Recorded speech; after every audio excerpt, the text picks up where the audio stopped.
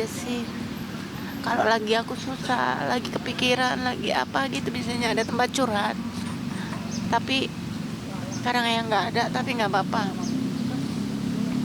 Aku lebih bahagia Eyang pergi daripada sakit, daripada nahan sakit. Terus saya berterima kasih sama Inul karena hadir di dalam kehidupannya ibu saya, Ibu Titi Puspa, sehingga kami yang muda-muda ini bisa melihat bagaimana sih seseorang itu harus hidup, bagaimana sih seseorang itu harus berguna bagi orang lain, terutama orang-orang yang terintimidasi. Eyang itu ngajarin saya puasa Daud. Suruh puasa, jangan lupa sholat. Karena Eyang itu selain orang tidak tahu kalau Eyang tuh religius gitu.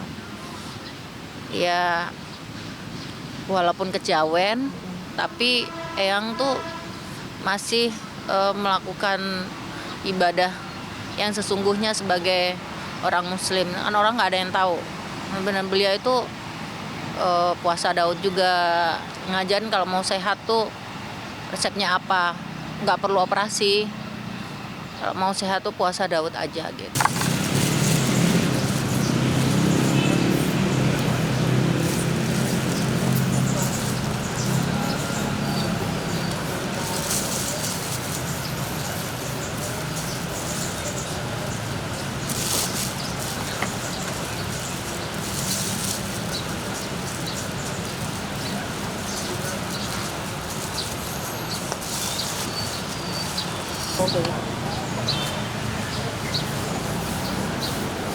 Mama saya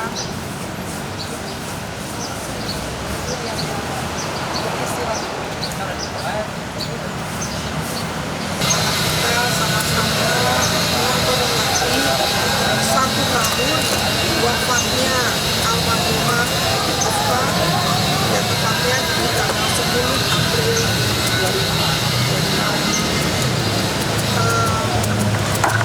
Ya memang saya bahagia sekali. Kita bacakan surat Al-Fatihah bersama-sama ya. Setelah baca Fatihah bersama, kita istighfar 3 kali. Al-Fatihah.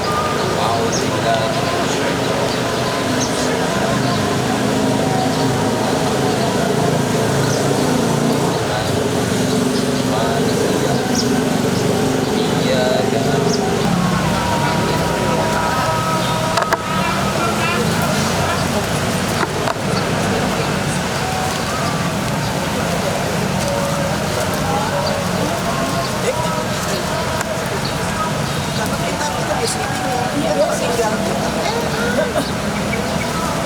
Mimpi sih enggak, cuman karena selalu doain Eyang lah gitu.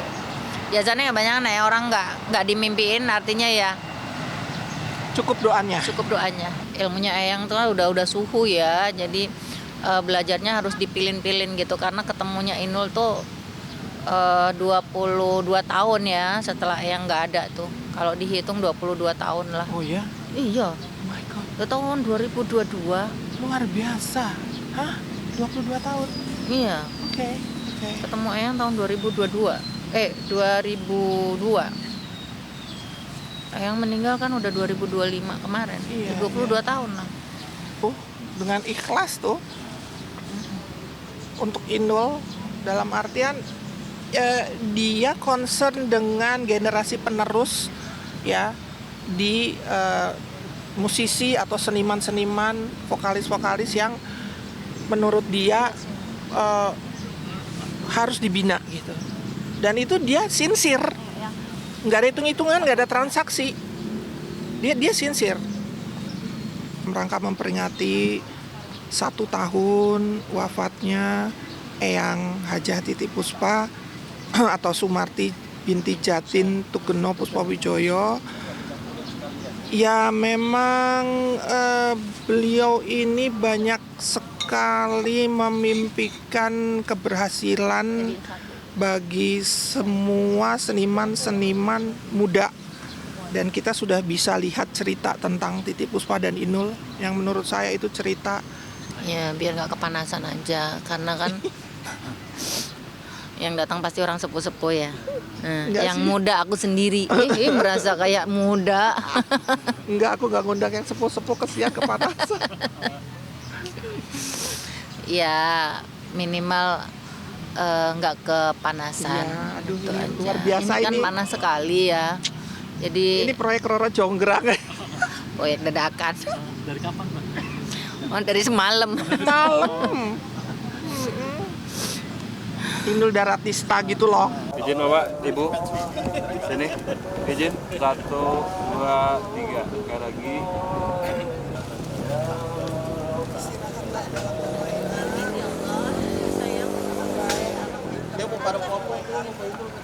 Kita mau kejar sholat Jumat. Ya sekalian jalan, sekalian singgah di tempat beliau juga. Insya Allah mudah-mudahan tempat yang indah lah buat beliau-beliau yang sudah mendahului kita. Seperti apa Bunda? Orangnya baik banget, dengan siapa aja baik, dengan saya apalagi yang maksudnya beda genre lah gitu. Tapi Mas Widi sering kontak sama saya kalau pas lagi luang gitu untuk sharing masalah pengobatan dan lain sebagainya gitu. Itu jadi deket lah sama beliau, cuman tidak ketemu gitu. Paling ketemunya di chat WA aja. Oh, melihat Tuh, ini tetap hidup. Semangat buat Mas Widi. Insya Allah ketemu sama Eyang. Ada Eyang, nanti ada Mas Widi, ada Mas Glenn, ya, Mas Aji Sutama. Pokoknya semuanya pada kumpul, Masya Allah, indahnya ya.